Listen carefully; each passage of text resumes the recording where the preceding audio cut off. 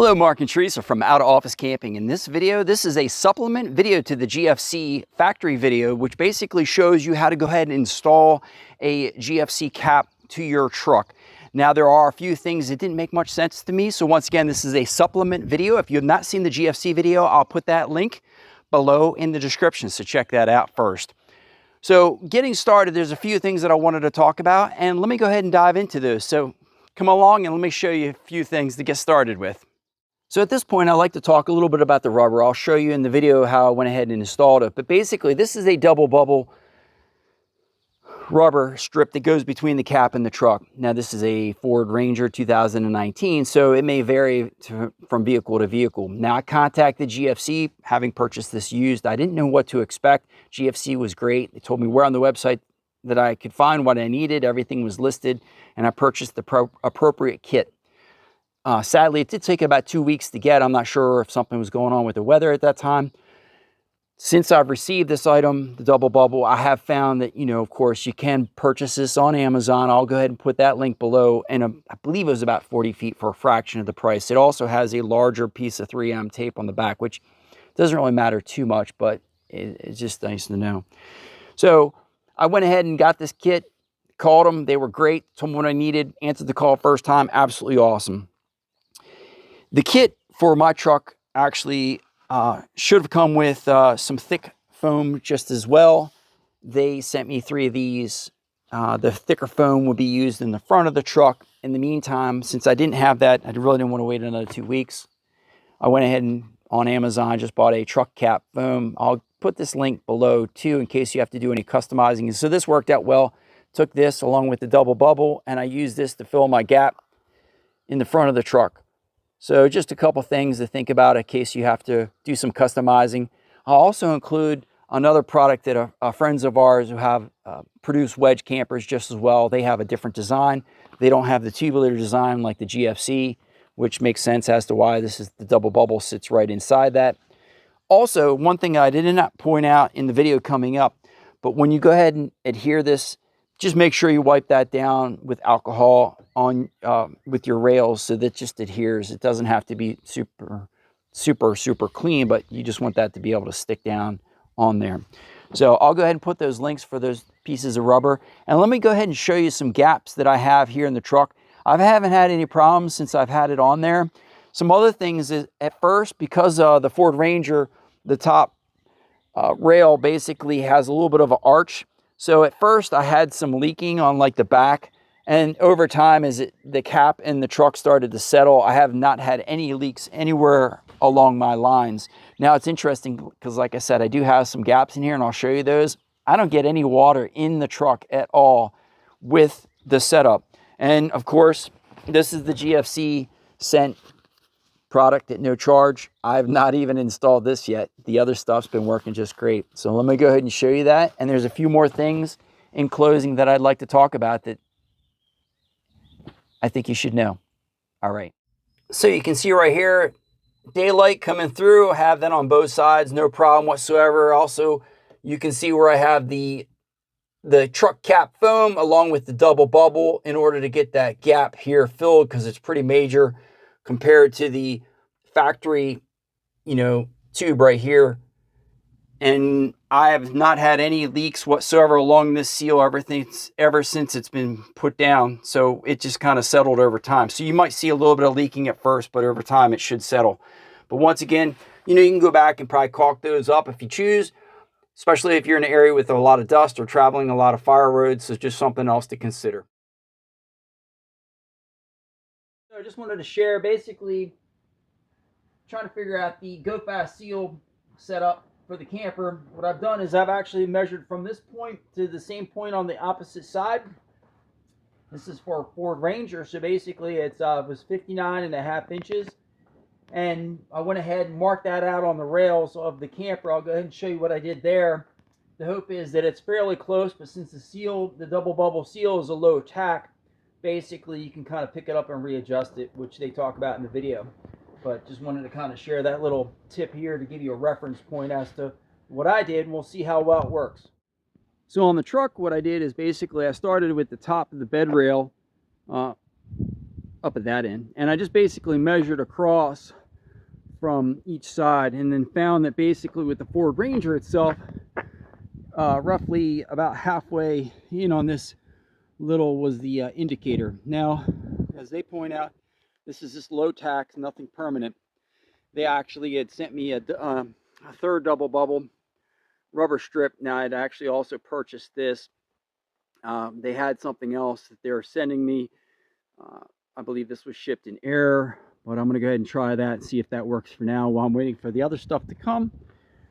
But just a quick little show and tell here as to what I did with the setup, and we'll see real quick here whether or not I did a good job. One of the simplest ways to install your truck cap camper is basically 3 to 4 people. With 3 of us, I was able to be inside and use my back in order to push up in the middle on the front portion of the camper itself in order to really get it dialed in. We got it as close to the front to the bed as possible to make sure it was set at the right spot. Next, I'd like to show you the hardware that the GFC comes with. Now, mine were disconnected, and this is basically what they look like. Just pretty much get them dialed right into their little grooves there. So you can see how it just basically sits right in this little channel. Next, you want to go ahead and attach your hardware to it. So mine, once again, was disconnected. You got your flat washer and bolt, and then Nylex nut on the back side, and this kind of just comes up and basically attaches to the top portion. Next, you just attach the top bolt. Now, if this was a used camper you purchased that was already fit to an existing same vehicle, you should be able to see washer marks where the existing hardware was and use it as a starting point, which is what I did here. And then just go ahead and start tightening everything down and follow the GFC recommendations from there. So 2 things in closing, other items that I think could be helpful, is the antenna. Make sure you just get your antenna. If you have an antenna on your roof line where your overhang is going to sit, get your antenna removed if you can. Mine happens to unscrew, so I went ahead and pulled this off. I went and purchased a shorter antenna, and that just screwed right in. Now, ironically, I did not have the antenna at the time that we installed it, so I was able to reach in there and easily screw that back in. But if you can, save yourself a couple steps. Next, going to be the tail light with the third brake light, and then what's involved with that. And that will vary also based on your electrical wiring and so on and so forth. So once again, these are just the things that I've done, but be sure to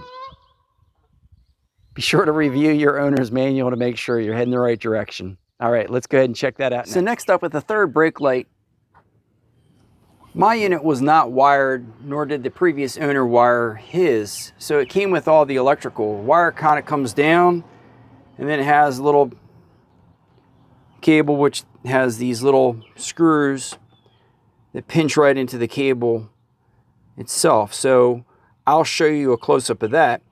But this is basically what I did with mine. Was I just found my red wire and my black wire, and then I just took the red and black and attached it into the actual unit itself. And that was my third brake light, because one's the ground and one's your power. So be sure to check your wiring diagram to verify that yourself. And this truck did not have, they had suggested feeding it through a couple spots. I did not have a spot. Now for me, I went ahead and drilled a hole the size and diameter of the actual plug and just fed that through. Since you have the housing on it, it is pretty well protected from getting cut, but I could also take some silicone. That's inside the cab, so it's all sealed off. So I'm going to go ahead and remove this so you can see how it comes apart. One thing not to be alarmed, if you get yours and this wire pulls out, that wire is just sitting in loose. It's not soldered. It's just sitting in there. So don't be surprised. But if it's all together, you'll take your little gray piece, put that on the back side, and then that's kind of like holds it, cradle. And then this itself is almost like a little needle. When that screws in, it actually punctures into the housing and then creates a connection. So if this comes apart, just put this back in, screw this in. So it should look like this. You might give it a tug, make sure it's not loose. and then screw that in. So once again, refer to your owner's manual to make sure that you are connecting to the correct line, which is your brake light.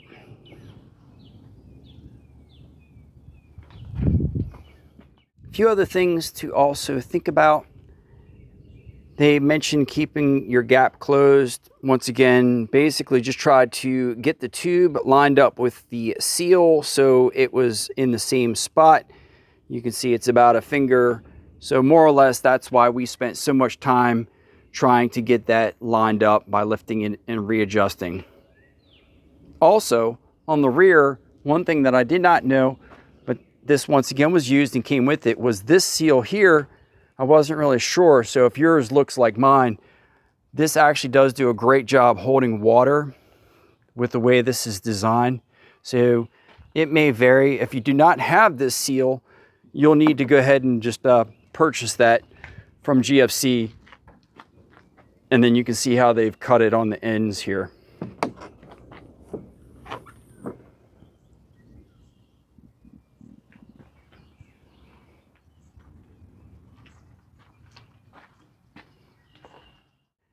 Thank you for checking out our video. We hope that you found some of the information, the tricks and tips here helpful.